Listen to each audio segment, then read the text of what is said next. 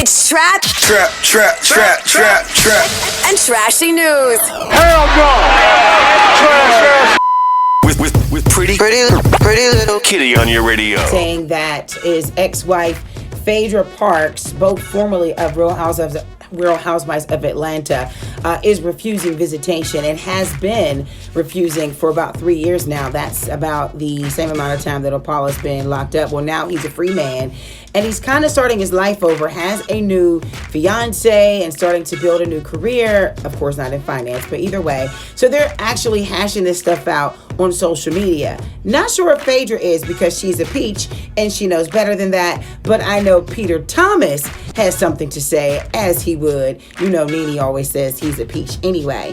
So, Sis had this to say. Peter Thomas says, I don't have Phaedra's number. I can't call her, and I wouldn't want to call her anyway. She didn't like me. She spread a lot of rumors and a lot of lies about me, so why would I want to call her? I'm cool with Apollo. That's my dude. He went to jail. He was in jail. We talked all the time. He's home. He hasn't seen his kids in 3 years. I think it's effed up that when two people are going through some stuff, I don't like females like that, by the way. I don't like females like that.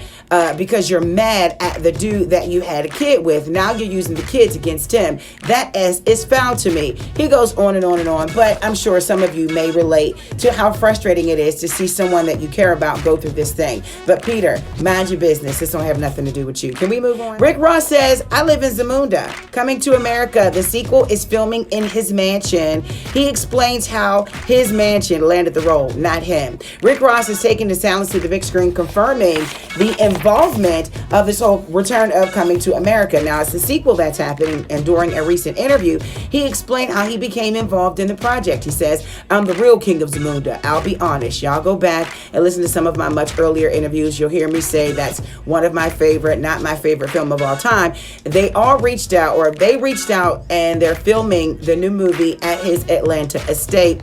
It's really going to be giraffes and elephants and all of that. He said, once they told me the layout and how it was going to go, my mind was blown. I let them know I wanted to have a little nice. I wanted to have a little nice, So the director came down and made me audition. Rose had to audition, but I turned up because this is a film I want to be a part of. So this is what I'm not understanding. Is he in the movie or is his house in the movie? Either way, congratulations.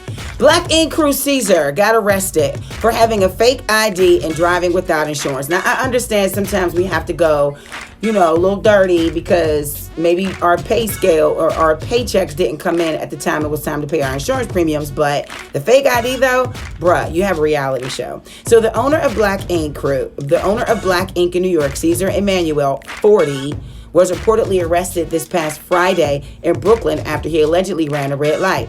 And according to those reports, Caesar was immediately pulled over by officers after the tattoo boss failed to yield to pedestrians while driving through residential neighborhood. They don't do that in New York. What?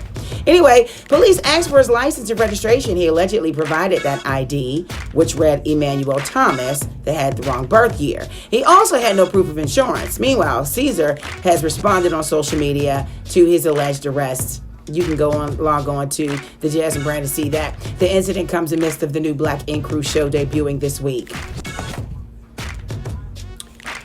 Nicki Minaj and Joe Budden get into it. I could talk to Joe Budden. My bishop could talk to Joe Budden and get into an argument with Joe Budden. Here's the thing.